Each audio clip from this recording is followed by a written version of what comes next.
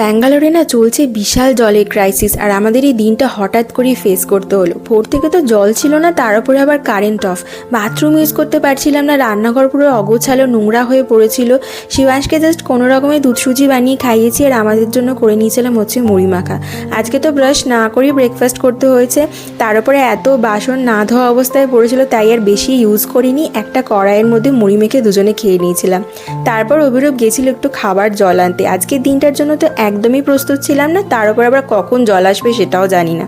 দুপুরে ও জল আনার পর বানিয়েছিলাম হচ্ছে ভাত আর ঝাল ছাড়ার ডাল, যাতে শিবাংশও খেতে পারে।